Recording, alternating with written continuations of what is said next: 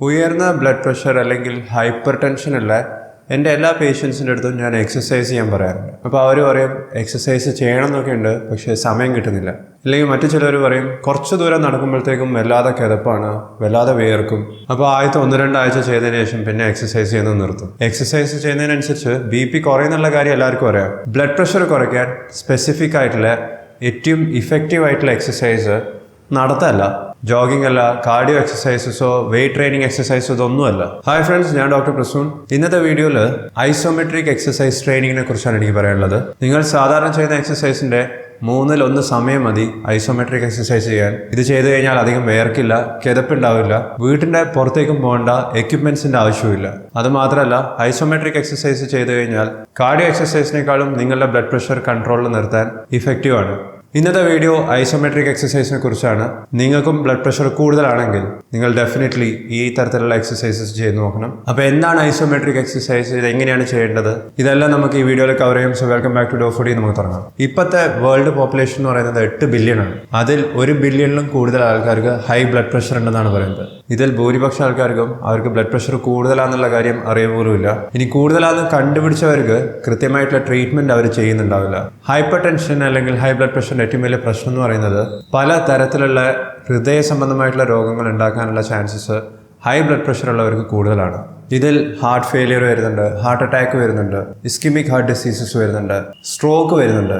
ഇത് മാത്രമല്ല, പലതരത്തിലുള്ള കിഡ്നി സംബന്ധമായിട്ടുള്ള രോഗങ്ങളും ഹൈപ്പർ ടെൻഷനാണ് ഉണ്ടാക്കുന്നത്. ഹൈപ്പർ ടെൻഷൻ എന്താണെന്നും അതിൻ്റെ നോർമൽ റേഞ്ച് എങ്ങനെയാണ്, ഓരോരുത്തരുടെ പ്രായം മാറുന്നതിനനുസരിച്ച് ബ്ലഡ് പ്രഷറിൽ വരുന്ന മാറ്റങ്ങളും, ഇങ്ങനത്തെ പല കാര്യങ്ങളും ഇതിനു മുമ്പേ ഞാൻ ഈ ചാനലിൽ പബ്ലിഷ് ചെയ്തിട്ടുണ്ട്. ഈ പറഞ്ഞ വീഡിയോസൊക്കെ നിങ്ങൾക്ക് കണ്ടുപിടിക്കാൻ എളുപ്പമാക്കാൻ ഇതിൻ്റെ ബ്ലഡ് പ്രഷറിൻ്റെ ഒരു പ്ലേലിസ്റ്റും ക്രിയേറ്റ് ചെയ്തിട്ടുണ്ട്. നിങ്ങൾ ആദ്യമായിട്ടാണ് ഈ ചാനലിലെ വീഡിയോ കാണുന്നതെങ്കിൽ ഈ പ്ലേലിസ്റ്റിലുള്ള വീഡിയോസും തീർച്ചയായും കണ്ടു നോക്കണം. നിങ്ങൾക്ക് ബ്ലഡ് പ്രഷറിനെ കുറിച്ച് കുറച്ചും കൂടി ബേസിക് ആയിട്ട് അറിഞ്ഞിരിക്കേണ്ട കാര്യങ്ങളെല്ലാം മനസ്സിലാക്കാൻ സാധിക്കും. ഇനി സാധാരണ രീതിയിൽ ഹൈ ബ്ലഡ് പ്രഷറിൻ്റെ ട്രീറ്റ്മെൻറ്റ് എന്ന് പറഞ്ഞാൽ പലതരത്തിലുള്ള ലൈഫ് സ്റ്റൈൽ മോഡിഫിക്കേഷൻസ് ആണ്. ആദ്യം തന്നെ മരുന്ന് കഴിച്ച് തുടങ്ങുന്നതിനേക്കാളും നല്ലത് ജീവിതശൈലിയിൽ തന്നെ പലതരത്തിലുള്ള മാറ്റങ്ങൾ വരുത്തുന്നതാണ്. അതിൽ ചിലതാണ് ഉപ്പ് കുറയ്ക്കുന്നത്, പ്രോസസ്ഡ് അല്ലെങ്കിൽ റിഫൈൻഡ് ഫുഡ് കുറയ്ക്കുന്നത്, പാക്കറ്റിൽ കിട്ടുന്ന ഭക്ഷണം കഴിക്കുന്നത് ഒഴിവാക്കുന്നത്, ഹൈ ഫൈബർ കണ്ടന്റ് ഉള്ള ഫ്രൂട്ട്സും വെജിറ്റബിൾസും കഴിക്കുന്നത്, എക്സസൈസ് ചെയ്യുന്നതും ഒരു തരത്തിലുള്ള ജീവിതശൈലി മാറ്റം തന്നെയാണ്. ഇതിൽ കൺട്രോൾ ആവാത്തവർക്കാണ് നമ്മൾ ഹൈ ബ്ലഡ് പ്രഷറിനുള്ള മരുന്നുകൾ കൊടുത്തു തുടങ്ങുന്നത്.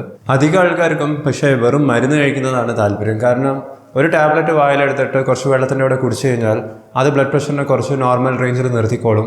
നേരത്തെ പറഞ്ഞ ഹൈ ബ്ലഡ് പ്രഷറിൻ്റെ കോംപ്ലിക്കേഷൻസ് വരുന്നതിൽ നിന്നൊക്കെ പ്രിവെൻറ്റും ചെയ്യും. അധികം ആൾക്കാർക്കും ലൈഫ് സ്റ്റൈൽ മോഡിഫിക്കേഷൻസ് സ്വന്തം ജീവിതത്തിലേക്ക് കൊണ്ടുവരാൻ വളരെയധികം ബുദ്ധിമുട്ടാണ്.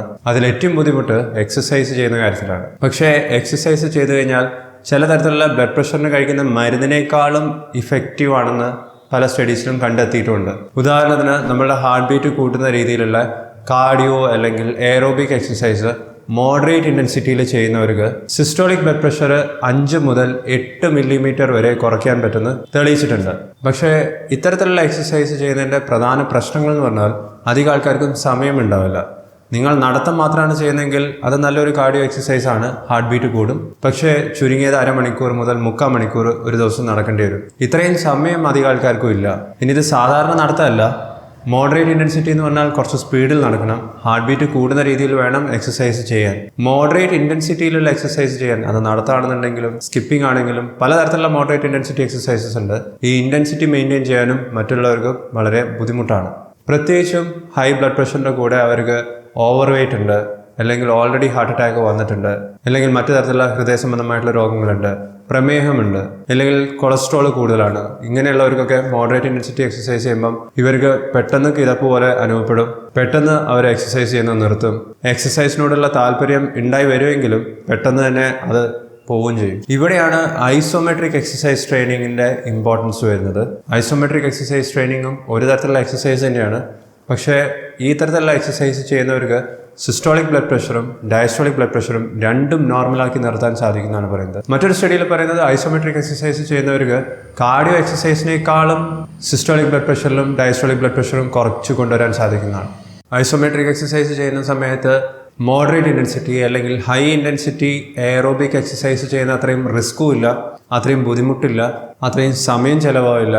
പോരാത്തതിന് വീട്ടിൽ നിന്ന് തന്നെ നമുക്കിത് ചെയ്യാനും സാധിക്കും. നാസി എന്ന് പേരുള്ള ഒരു സയൻറ്റിസ്റ്റും അവരുടെ ടീം മെമ്പേഴ്സും കൂടിയും ഇത് കണ്ടുപിടിക്കാൻ ഒരു സ്റ്റഡി നടത്തിയിട്ടുണ്ടായിരുന്നു.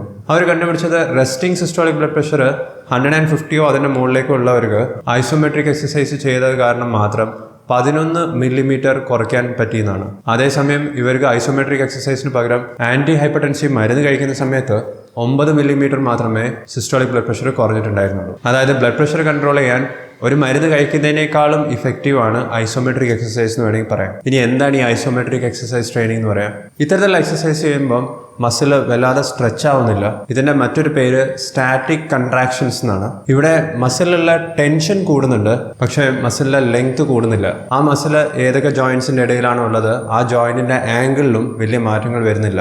പക്ഷേ ഇത്തരത്തിലുള്ള എക്സസൈസസ് നമ്മൾ സാധാരണ ചെയ്യുന്ന എയറോബിക് എക്സസൈസ് പോലെയോ വെയ്റ്റ് ട്രെയിനിങ് എക്സസൈസ് പോലെയല്ല, കുറച്ച് സമയം കൂടുതൽ നിലനിർത്തേണ്ടതാണ്. സസ്റ്റെയിൻഡ് ആയിട്ടാണ് ചെയ്യേണ്ടത്. അതായത് 1 മിനിറ്റോ 2 മിനിറ്റോ ഒക്കെ ഒരേപോലത്തെ പൊസിഷൻ ഹോൾഡ് ചെയ്യേണ്ടി വരും. ഇനി ചില ഐസോമെട്രിക് എക്സസൈസിന്റെ ഉദാഹരണങ്ങൾ പറയാം. ഒന്ന് നീ എക്സ്റ്റൻഷൻസ് ആണ്. ഇരുന്നിട്ട് നമുക്ക് ചെയ്യാൻ സാധിക്കും. കാലിന്റെ മുട്ട് നിവർത്തി പിടിക്കുന്നതാണ് നീ എക്സ്റ്റൻഷൻസ് എന്ന് പറയുന്നത്. അത് ഒരു കാല് ഒറ്റ സമയത്ത് ചെയ്യാം, 2 കാല് ഒരുമിച്ച് ചെയ്യാം. വാൾ സിറ്റിംഗ് എന്ന് പറഞ്ഞാൽ മറ്റു തരത്തിലുള്ള ഒരു ഐസോമെട്രിക് എക്സസൈസ് ആണ്. ഒരു ചുമരിൽ ചാരി നിൽക്കുക, എന്നിട്ട് പതിയെ സ്ലോലി താഴേക്ക് ഇരിക്കുന്ന പൊസിഷനിലേക്ക് താഴ്ന്നു വീഴുക. 90 ഡിഗ്രി എത്തുന്ന സമയത്താണ് ഏറ്റവും കൂടുതൽ ബുദ്ധിമുട്ടുണ്ടാവുക.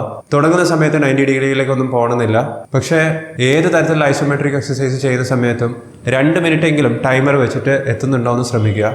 2-3 മാസം ഇത്തരത്തിലുള്ള ഐസോമെട്രിക് എക്സസൈസ് ചെയ്യുന്നതിനനുസരിച്ചിട്ട് തന്നെ നിങ്ങൾക്ക് ഇതിൻ്റെ ഡിഫിക്കൽട്ടി കൂട്ടിക്കൊണ്ടുവരാവുന്നതാണ്. ഓരോ തരത്തിലുള്ള ഐസോമെട്രിക് എക്സസൈസ് ചെയ്യുന്ന സമയത്ത് എത്ര വലിയ മസിൽ ഗ്രൂപ്പാണോ ഇൻവോൾവ് ആവുന്നത് അതിനനുസരിച്ച് ബ്ലഡ് പ്രഷർ കുറച്ചും കൂടി ഇഫക്റ്റീവായിട്ട് കൺട്രോൾ ആവുമെന്നാണ് പറയുന്നത്. ഏറ്റവും എളുപ്പത്തിൽ ചെയ്യാൻ പറ്റുന്ന ഒരു ഐസോമെട്രിക് എക്സസൈസ് ആണ് ഹാൻഡ് ഗ്രിപ്പ് എന്ന് പറയുന്നത്.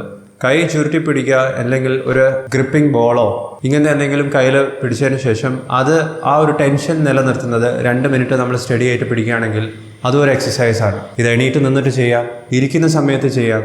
ഇങ്ങനെ 2 മിനിറ്റ് ചെയ്യുന്നതിനെയാണ് ഒരു റെപ്പറ്റീഷൻ എന്ന് പറയുന്നത്. ഒരു റെപ്പറ്റീഷൻ ചെയ്തതിന് ശേഷം 2-3 മിനിറ്റിന് ശേഷം അടുത്ത റെപ്പറ്റീഷൻ ചെയ്യാവുന്നതാണ്. ഒരു ദിവസം 3 മുതൽ 4 പ്രാവശ്യം ഇത്തരത്തിലുള്ള എക്സസൈസസ് ഓരോ തരത്തിലും ചെയ്യുകയാണെന്നുണ്ടെങ്കിൽ ഒരാഴ്ചയിൽ 3 ദിവസം ചെയ്താൽ മതിയോ. നിങ്ങൾ സാധാരണ രീതിയിലുള്ള കാർഡിയോ എക്സസൈസ് ചെയ്യുന്നതാണെന്നുണ്ടെങ്കിൽ ഇതൊന്നും നിർത്താനല്ല ഞാൻ പറയുന്നത്, അതിൻ്റെ കൂടെയും ഐസോമെട്രിക് എക്സസൈസ് ചെയ്യാവുന്നതാണ്. ഏറ്റവും കൂടുതൽ സ്റ്റഡീസ് നടത്തിയിട്ടുള്ളത് ഈ പറഞ്ഞ 3 ഐസോമെട്രിക് എക്സസൈസിനെ കുറിച്ചാണ്. ഒന്ന് വാൾ സിറ്റാണ്, രണ്ടാമത്തത് നീ എക്സ്റ്റൻഷൻസ് ആണ്, മൂന്നാമത്തത് ഹാൻഡ് ഗ്രിപ്പാണ്. ഇതിൻ്റെ ഡിഫിക്കൽട്ടിയും ഫ്രീക്വൻസിയും ടൈമിംഗ് ഇതൊക്കെ നമുക്ക് വേണമെങ്കിൽ കൂട്ടിക്കൊണ്ടുവരാം. പക്ഷെ തുടങ്ങുന്ന സമയത്ത് ഏറ്റവും എളുപ്പത്തിൽ ചെയ്യുന്ന രീതിയിൽ തന്നെ തുടങ്ങുക. ഓരോ റെപ്പറ്റീഷൻ ചെയ്യുന്ന സമയത്തും 2 മിനിറ്റ് ചെയ്യാൻ പറ്റുന്നുണ്ടെന്നുള്ള കാര്യം നിങ്ങൾ ഉറപ്പുവരുത്തുക. ഇത്തരത്തിലുള്ള ഐസോമെട്രിക് എക്സസൈസസ് പല ഏജ് ഗ്രൂപ്പിലും ട്രൈ ചെയ്തിട്ടുണ്ട്, എക്സ്പെരിമെന്റ്സ് നടത്തിയിട്ടുണ്ട്. ഇതിൻ്റെ ഒരു ടേബിൾ നിങ്ങൾക്ക് ഇപ്പോൾ സ്ക്രീനിൽ കാണാം. ഈ സ്റ്റഡീൻ്റെ ലിങ്കും നിങ്ങൾക്ക് ലൈക്ക് ബട്ടണിന് താഴെ കാണാവുന്നതാണ്. നമ്മൾ ഏതെങ്കിലും തരത്തിലുള്ള ഐസോമെട്രിക് എക്സസൈസ് ചെയ്യുന്ന സമയത്ത് നമ്മൾ 100% ടെൻഷൻ ആ മസിലിൽ കൊണ്ടുവരണം എന്ന് നിർബന്ധമില്ല. മാക്സിമം 80-90% വരെയൊക്കെ വന്നാൽ മതി. 30% വെച്ചിട്ട് തുടങ്ങിയാൽ മതിയാവും. പക്ഷേ ഓരോ തരത്തിലുള്ള പോസ്റ്റർ മെയിൻറ്റെയിൻ ചെയ്യുന്നതും മിനിമം 1 മിനിറ്റ് അല്ലെങ്കിൽ 2 മിനിറ്റ് എങ്കിലും ചെയ്യാൻ പറ്റുകയാണെങ്കിൽ അതാണ് ഏറ്റവും നല്ലത്.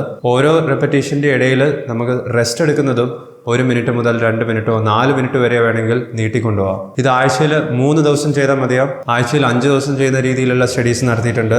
ഏറ്റവും കൂടുതൽ ഇഫക്റ്റ് കണ്ടിട്ടുള്ളത് അടുപ്പിച്ച് 8 ആഴ്ചകൾ ചെയ്യുന്നവർക്കാണ്. അപ്പോൾ നിങ്ങൾ ഐസോമെട്രിക് എക്സസൈസ് ചെയ്ത് തുടങ്ങിയിട്ടുണ്ടെങ്കിൽ കണ്ടിന്യൂസ് ആയി മിനിമം 8 വീക്സ് എങ്കിലും ചെയ്ത് നോക്കുക. നിങ്ങളുടെ BP വരുന്ന മാറ്റങ്ങൾ നിങ്ങൾ തന്നെ മോണിറ്റർ ചെയ്യുക.